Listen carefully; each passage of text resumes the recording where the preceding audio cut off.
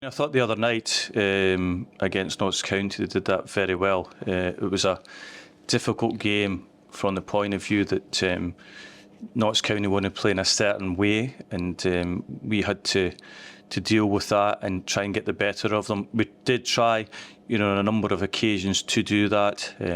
We left them with the ball. There's a lot of ways to win a football match, and we probably created some good openings from that. And the information that the players were told and they took on was hugely beneficial, on the night. 4 points on the board, of course. The age thing, does it matter what age the players are as long as they're taking on things on board and learning day by day?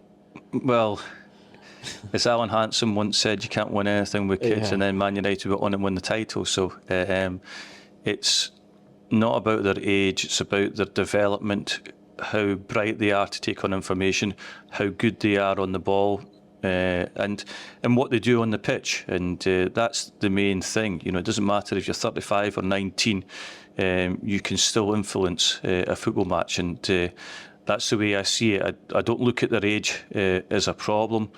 Sometimes it can be really good for us because they don't have the past experience to go with. They only take what you're giving them on, and that can be, beneficial.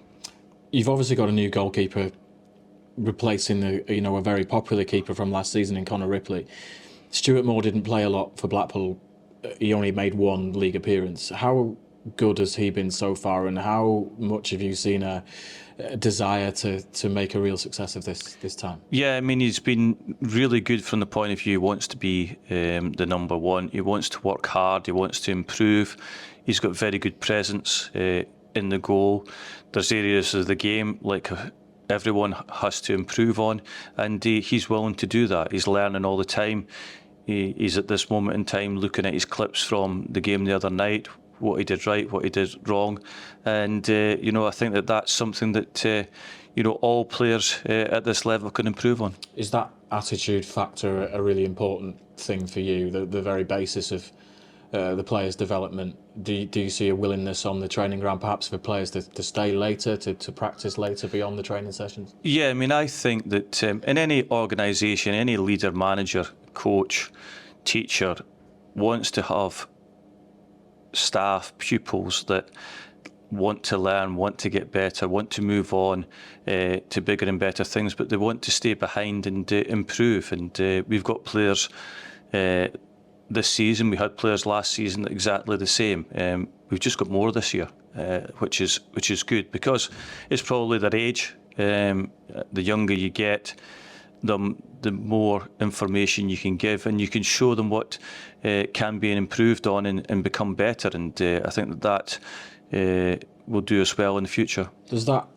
Do you enjoy that side of things, the balance between being a manager and a coach, if there is a difference between the two? Yeah, I mean, what I see it is that there's no point in myself as a manager, coach, whatever, working hard behind the scenes, and you see players that don't care, don't work hard enough, come in just in time, leave just after the session's finished. You want to see players want to improve, so they're either staying out in the training ground to do extra, they're watching their clips. It's all about that to improve. And in society, in any organisation you want to work for, you want to work for and with people that want to improve. Yeah. Are you any closer to adding to the group? We've only got 15 days left of the transfer window. Are you close to any transfer movement? We're not at this moment in time. We've got two more that we can do. At this moment in time,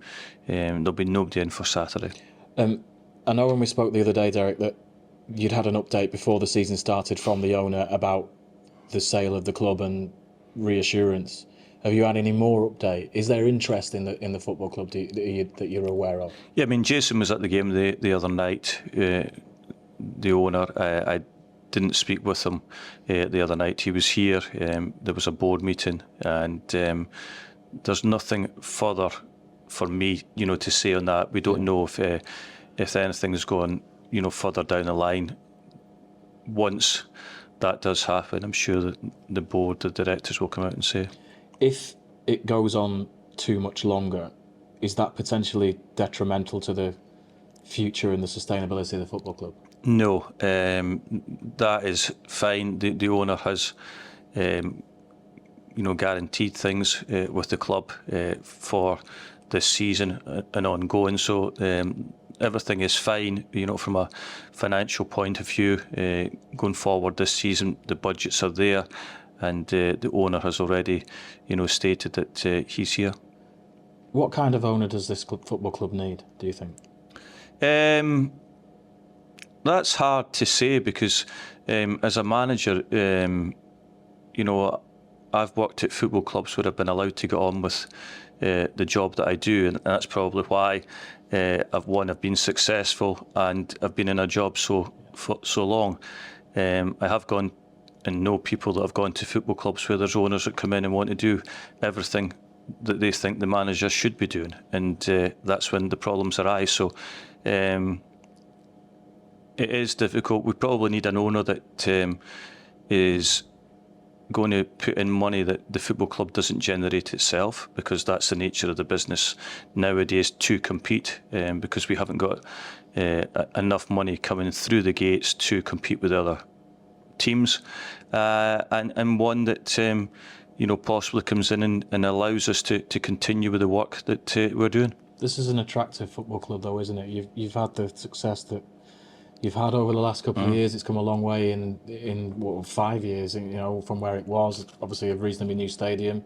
Yourself, you've had a good time here. So it is an attractive football club, isn't it, for somebody? Yeah, we have made it that way. I think that, over time, the football club's evolved. It's become better. There's been more staff have come through, not just off the pitch, on the pitch as well. The stadium's improving from a pitch point of view. The training ground's improved over the years. We've just made things a lot better, a lot more professional over the years, from the Jim Bentley days and even before that to my days. It's all about improving as we go along. There's always a test in the leagues. You've got Bradford this weekend with Mark Hughes in charge. What are you looking forward to with this game? Yeah, I mean, Bradford have changed the style a bit this season from last year.